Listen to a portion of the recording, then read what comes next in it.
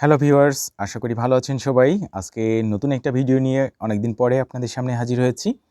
আজকে আমি একটা বিশেষ একটা কয়েন বা একটা মুদ্রা ইস্ট ইন্ডিয়া কোম্পানির, এটা আমি আপনাদেরকে দেখাবো। এই যে কয়েনটি আমার হাতে দেখতে পাচ্ছেন, এই কয়েনটিতে কি আছে, এর বিশেষ বৈশিষ্ট্য কি, এটা কি কাজে ব্যবহার করা হতো, এটা কেন রেয়ার, এই সম্পর্কে আমি আপনাদেরকে ধারণা দিব। আমার চ্যানেলটি সাবস্ক্রিপশন করে রাখবেন। আসুন তাহলে দেখি আমরা ভিডিওটি। আচ্ছা, যে কয়েনটি আপনারা দেখতে পাচ্ছেন এটা একটু ট্রেড কয়েন বলা হয় এটাকে। এটা আসলে কিন্তু নরমালি প্রচলন ছিল না। এটা হচ্ছে, এখানে দেখুন 5 ক্যাশ লেখা আছে, কি 5 ক্যাশ, ঠিক আছে। এটা কত সালের কয়েন? 1803 সালের কয়েন। 1803 সালের কয়েন। উপরে লেখা রয়েছে ইস্ট ইন্ডিয়া কোম্পানি। এই যে স্পষ্ট করে আমি আপনাদেরকে দেখাই, ইস্ট ইন্ডিয়া কোম্পানি রয়েছে লেখা। দুইটা সিংহ রয়েছে, মাঝখানে হচ্ছে ইউনিয়ন জ্যাক পতাকা তারা ধরে রেখেছে। এই কয়েনটার যে ওয়েট বা ওজন, সেটা হচ্ছে 3.23 গ্রাম, এবং এটা যে ডায়ামিটার বা ব্যাসার্ধ সেটা হচ্ছে 21.1 মিলিমিটার। এখানে এই কয়েনটায় এই যে দুটো সিংহ দেখছেন আপনারা, এর নিচে আপনার লেখা রয়েছে, এখানে লেখা আছে, আমি পড়তে পাচ্ছি, অসপিসিও রেজিস এট সেনাটাস এনজিয়া।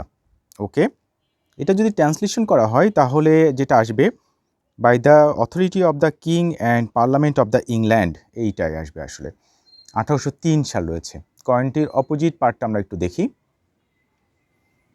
এই যে অপোজিট পার্টটাই এই দেখুন, আমি যেটা প্রথমে বলছিলাম, একটু সুন্দর করে দেখানোর চেষ্টা করি। এই যে 5 ক্যাশ, 5 হচ্ছে রোমান ভাষায় লেখা 5 ক্যাশ, এবং এখানে দেখুন ফার্সি ভাষাতে কিন্তু লেখা আছে। এই অপোজিট পার্টটা আমরা কি দেখেছি, আপনার ইংলিশে লেখা ছিল, এই পাশটা আমরা ফার্সিতে লেখা পাচ্ছি। সো ফার্সিতে এখানে কি লেখা আছে, 5 ক্যাশ এক ফালুস। যদি আমরা এটাকে অনুবাদ করি তাহলে, এর বঙ্গানুবাদ করলে যেটা হচ্ছে 5 ক্যাশ সমান সমান একটা ফালুস আসলে। তো সেই সময় আসলে মুদ্রার মানটা এরকমই ছিল। এই সময় কিন্তু আসলে ইস্ট ইন্ডিয়া কোম্পানি, আমি কত সালে বলেছি, এখানে 1803 সাল আমরা দেখতে পাচ্ছি। এই সময়টা কিন্তু মুঘল সাম্রাজ্যের আন্ডারেই কিন্তু এটা তৈরি হতো। শাহ আলম ছিল তখন মুঘল সম্রাট। সো তার আন্ডারেই কিন্তু এই কয়েনগুলো তৈরি হতো। এটা এটা এটা আপনার মাদ্রাজ প্রেসিডেন্সি থেকে তৈরি হতো। এটা হচ্ছে এই কয়েনটা।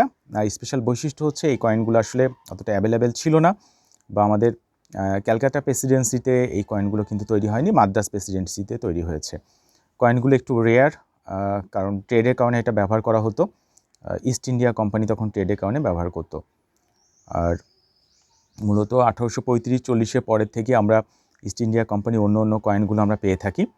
আর এই সময়কালীন সময়ে, যেটা ফার্সি লেখা আছে, এই সময়কালীন আপনার হচ্ছে মুঘল বাদশার সময়, তখন আসলে এই কয়েনগুলোর ট্রেড হতো। তো আজকে এই পর্যন্তই। আমি আরেকটা কয়েনের ভিডিও নিয়ে আমি আপনাদের সামনে হাজির হব।